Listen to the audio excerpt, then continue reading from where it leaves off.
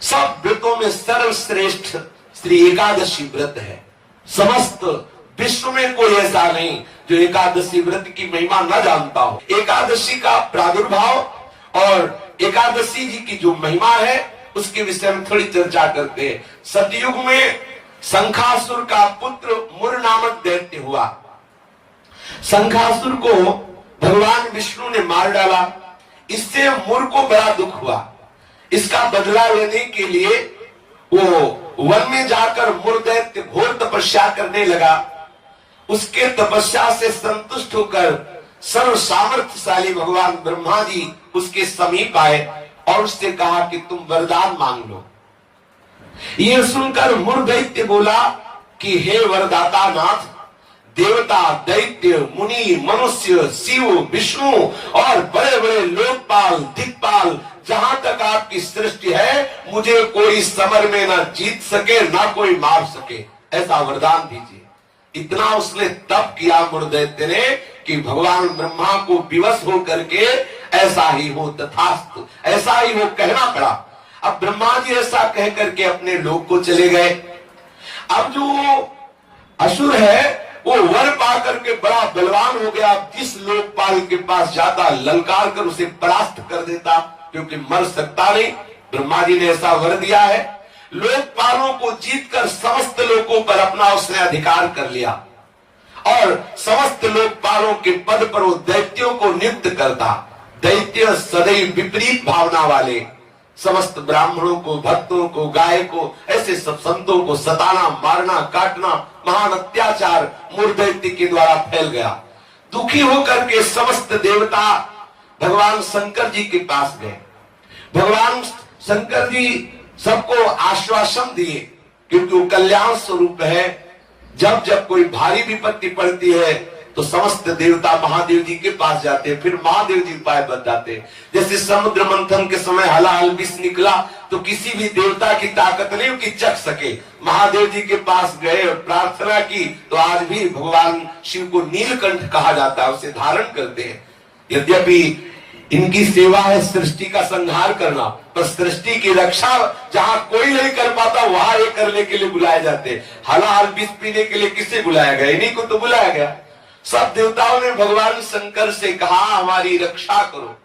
भगवान शंकर ने आश्वासन दिया और स्वयं देवताओं एवं अपने पार्षदों के सहित युद्ध के लिए ललकारा।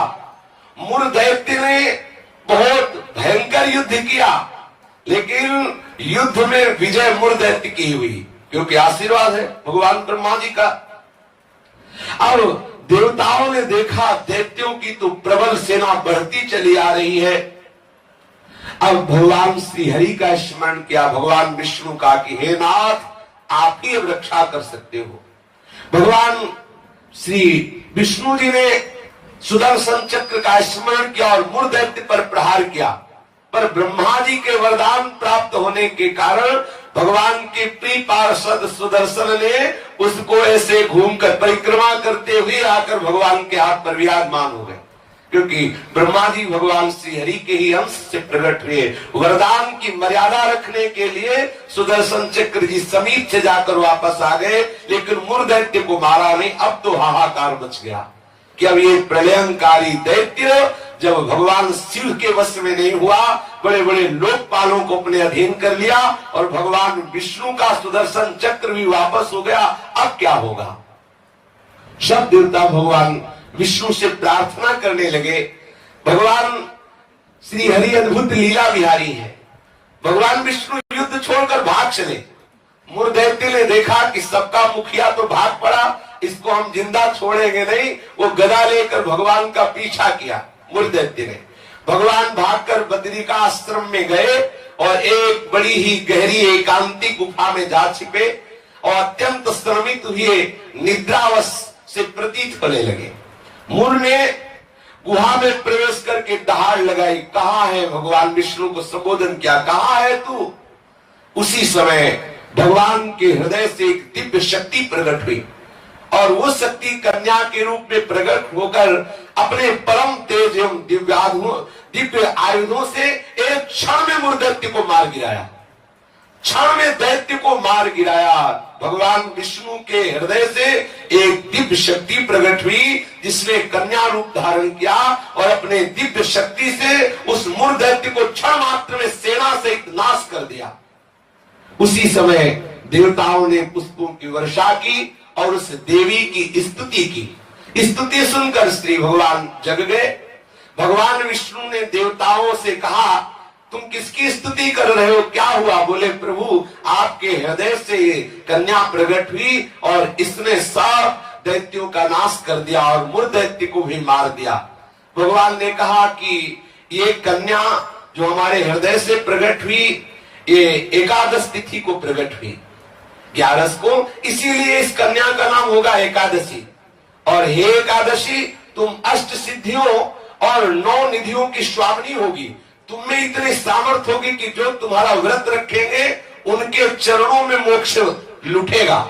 एकादशी का महत्व है उसके चरणों में सर्वपाप प्रशमनम पुण्यमात्यंतिकम तथा गोविंद स्मारणम मेकादश्यामुपोषणम। जो एकादशी का उपवास करेगा वो निष्पाप हो जाएगा। जो एकादशी का उपवास करेगा वो बड़ा पुण्यात्मा होगा। जो एकादशी का उपवास करेगा उसे गोविंद के चरणारविंद की भक्ति प्राप्त होगी। श्री भगवान विष्णु ने कहा, जो तुम्हारा व्रत करेगा वो चाहे स्त्री हो चाहे पुरुष हो, वो जो कामना करेगा उस कामना की पूर्ति हो जाएगी। यदि कोई कामना नहीं करेगा तो मेरी भक्ति प्राप्त हो जाएगी।